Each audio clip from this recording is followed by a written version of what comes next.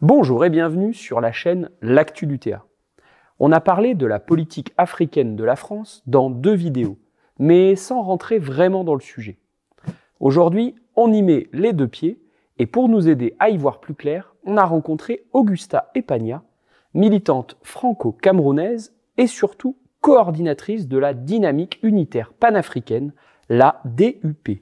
Je suis donc militante de l'UPC Manidem, l'Union des populations du Cameroun, qui est un parti historique camerounais qui a mené la lutte pour l'indépendance, la lutte de libération contre le colonialisme, etc. On plonge ensemble sur le continent d'où l'homme est originaire, au cœur de notre début de 21e siècle. Mais avant ça, on vous invite à faire connaître nos contenus en mettant un pouce bleu, en diffusant cette vidéo sur vos réseaux sociaux et en vous abonnant à la chaîne. Allez, on attaque.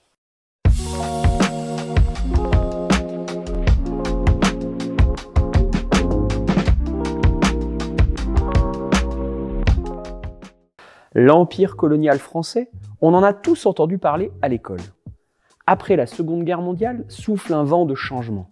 La coalition des Nations Unies, dont l'Union soviétique a été le principal artisan en Europe, ne proclame-t-elle pas que tous les peuples sont égaux ? Alors, entre 1956 et 1962, les 18 pays africains déclarent leur indépendance.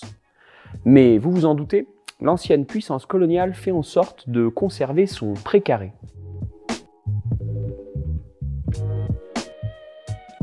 Quand on entend France-Afrique, on pense immédiatement barbouzerie. L'appareil d'État français est connu pour œuvrer au maintien de régimes inféodés, y compris en renversant des dirigeants jugés trop indépendants. On pensera au Burkinabé Thomas Sankara ou au Guinéen Ahmed Sékou Touré.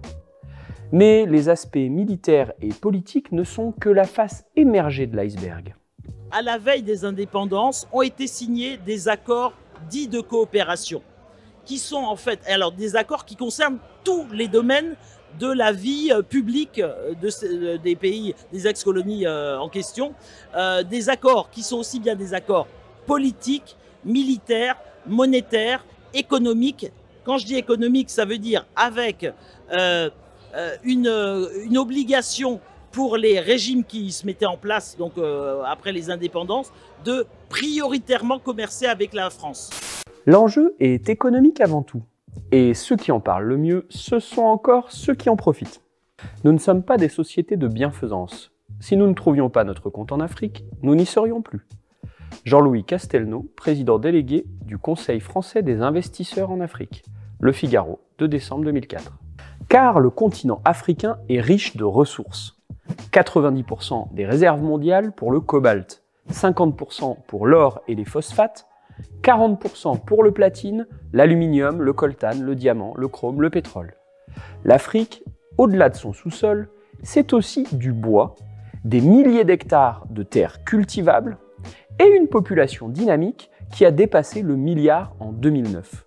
Des immenses marchés pour tous les biens de consommation courante, mais aussi les infrastructures, transport, assainissement, télécommunications.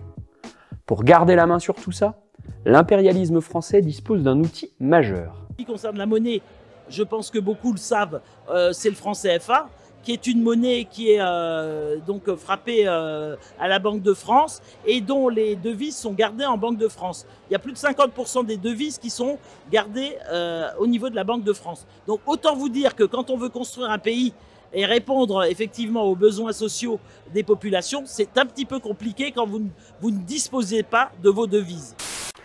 Le franc CFA permet une intégration complète des flux de capitaux entre la métropole et ses anciennes colonies. Et ça paye.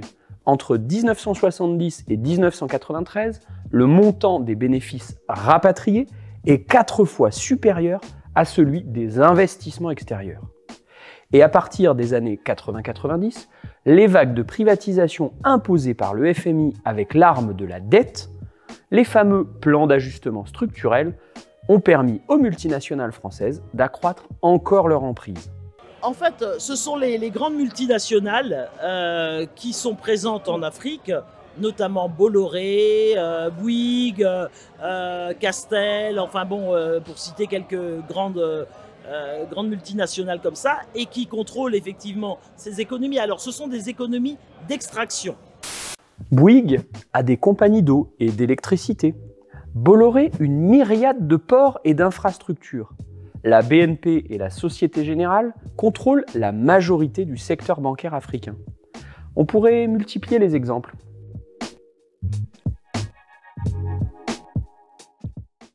C'est-à-dire qu'on reste vraiment dans le schéma colonial, où on sert de réservoir de matières premières. On est resté dans le même schéma. C'est-à-dire que extraction des matières premières, extraction, aucune de ces matières premières n'est transformée sur place.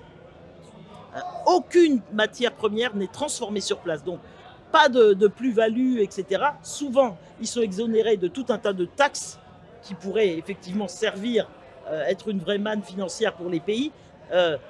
Non seulement ça, mais vu la désorganisation de l'État, les États en question sont dans l'incapacité de savoir ce qu'on sort de leur sol et de leur sous-sol. Ils sont dans l'incapacité de contrôler la quantité de tonnes qui est sortie. Donc ça, c'est un vrai sujet aujourd'hui en Afrique, en disant, mais attendez, vous avez des sociétés, des multinationales qui exploitent par exemple votre pétrole, votre gaz, votre manganèse, votre cobalt, etc.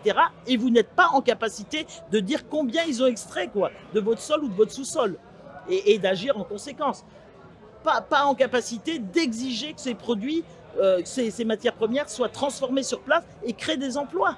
Et ça, c'est un vrai problème. Et alors, avec, au bout de la chaîne, une revente du produit fini dans le pays en question, qu'on vient de revendre après au prix fort. En prime, comme nous l'a expliqué Madame Epagna, la faiblesse des États permet aux multinationales de se soustraire aux maigres impôts qu'elles devraient y payer. La fraude fiscale coûte chaque année au moins 125 milliards d'euros aux États du Sud, plus que le total de l'aide au développement. L'aide au développement, un autre sujet dont on devrait parler, mais ça sera pour une autre fois, sinon cette vidéo risque d'être vraiment trop longue.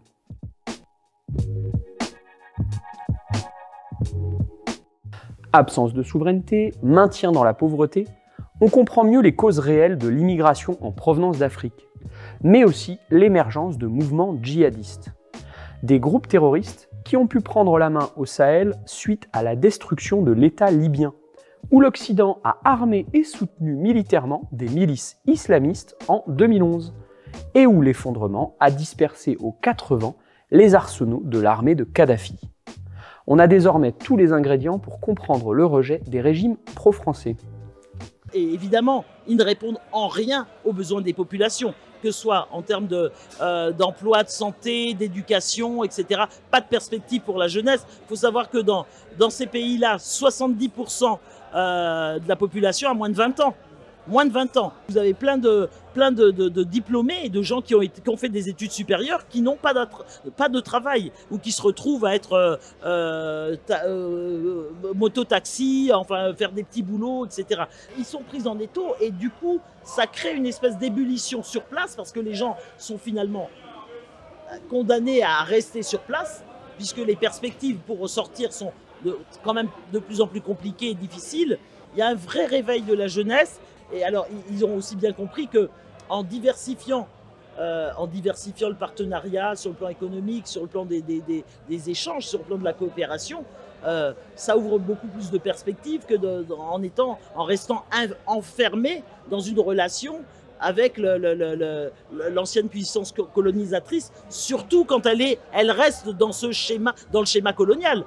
Parce qu'il n'y a pas du tout de rejet, ça c'est ce qu'on disait dans le débat tout à l'heure, il n'y a pas du tout de rejet de la France en général, il y a un rejet de la politique de la France en Afrique.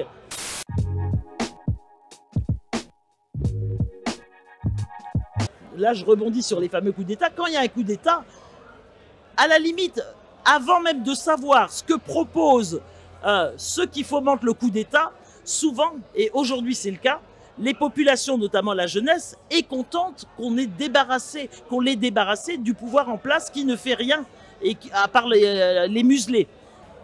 Les forces armées, c'est pas leur rôle, c'est pas leur rôle d'assumer le pouvoir politique, bien évidemment. Ce qu'on demande aux forces armées, c'est d'assurer la paix, la sécurité et la paix. Hein, c'est ce qu'on leur demande. Mais malheureusement, les conditions aujourd'hui, parce que c'est le problème de ces pouvoirs-là, ils n'ont rien construit.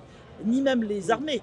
Hein, les armées n'ont pas été construites véritablement. Ce ne sont pas des armées dignes de ce nom et dignes de défendre le territoire au sens où on l'imaginerait face par exemple aux groupes terroristes qui, parce que le Burkina, le Mali et le Niger sont des pays en guerre, en tout cas qui subissent des agressions. Donc c'est vrai qu'ils s'appuient aussi là-dessus pour justifier par exemple les arrestations, etc. En disant nous on est un pays en guerre, on peut pas fonctionner comme si on était dans un pays où il y aurait la paix, etc. Pour parfois justifier le fait qu'ils arrêtent, y compris des militants progressistes. Donc c'est vrai que c'est un problème, mais en même temps, comme il y a malheureusement, enfin ou heureusement, tant mieux en tout cas, la reprise en compte de certaines aspirations populaires, du coup, ils emportent quand même la jeunesse. Alors, face à ça, que faire? Nous, ce qu'on pense, c'est que il faut enfoncer le clou. Il faut reprendre la main. Il faut que les forces progressistes, dans toute la mesure du possible, reprennent la main. Il faut que la transition, elle dure, elle soit circonscrite dans le temps et qu'après, on crée les conditions pour des élections libres, démocratiques et transparentes. Nous, on est prudents. On est prudent, on demande à voir comment ça va évoluer, etc.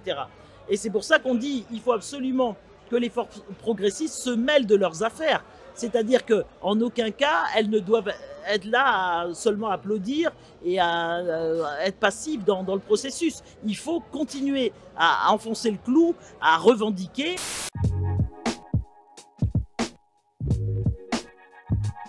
Au niveau des perspectives que nous on porte, c'est faire en sorte que un maximum de forces progressistes se rassemblent.